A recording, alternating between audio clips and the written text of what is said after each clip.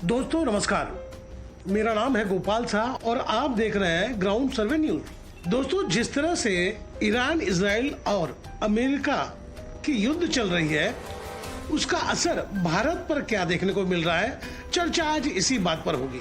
भारत भर में इन दिनों एक पुरानी याद ताजा हो गई। मुझे लगता नहीं कि लोग नोटबंदी का लाइन भूले होंगे।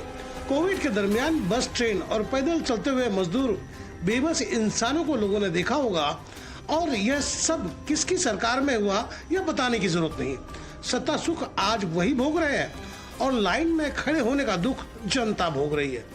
अभी ईरान, इजराइल और अमेरिका की जंग होते होते कब 2 सप्ताह निकल गए पता ही नहीं चला। जब से मोदी जी ने इजराइल को फादरलैंड बताए, भक्त हमारे देश के उस देश को बाप मान चुके हैं। सोशल मीडिया में नेतन्याहू को पंडित के नाम से नवाजा गया है।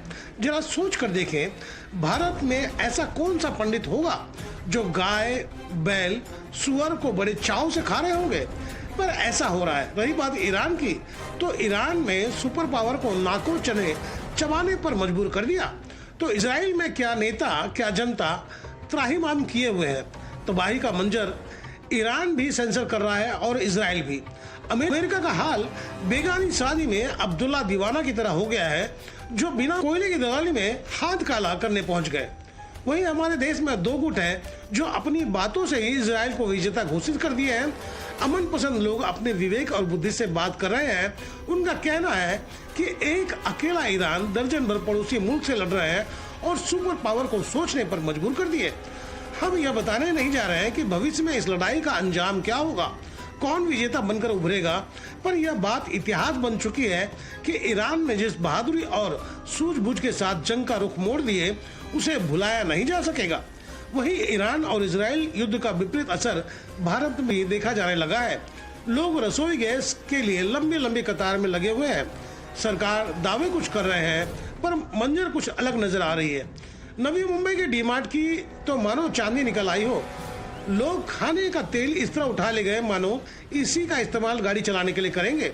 हकीकत यह है कि लोग इतनी तकलीफें झेल चुके हैं कि सरकार की बातों पर यकीन नहीं कर पा रहे हैं, क्योंकि सरकार बाद में खुद बोल देती है कि यह जुमला था। जुमले ने कितनों की उम्मीदों पर पानी फेर दिया है, यह कौन समझाएगा।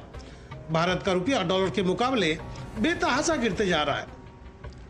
92 रुपया पार कर चुका है और अगर जंग नहीं रुकी तो हो सकता है सैकड़ा पार कर जाए, ऐसा जानकारों का कहना है। बाकी मन की बात की तरह अगर प्रधानमंत्री काम की बात जनता को बता दिए होते तो थोड़ा हिम्मत जनता को मिलती। सदन में विपक्ष के नेता चिल्ला रहे हैं, कहा गया उसे ढूंढो। खैर, जनता को अब लाइन में खड़े होने की तजुर्बा मिल गई है और हिम्मत और हौसले भी बढ़ गए हैं। जनता आशावादी है और जनता जान चुकी है कोई अमृत पीकर नहीं आया है, जो आया है उसे जाना है।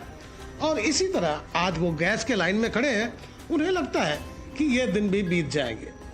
तो दोस्तों, आपको मेरी बदकही खबर कैसी लगी? अगर बेहतर लगी हो तो लाइक करें, सब्सक्राइब करें और बेल आइकन दबा दें। आप हमें कोई सुझाव देना चाहते हैं तो कमेंट बॉक्स पर लिख भेजें। तो गोपाल शाह को दीजिए इजाजत। हम जल्द दूसरी खबर के साथ हाजिर होंगे।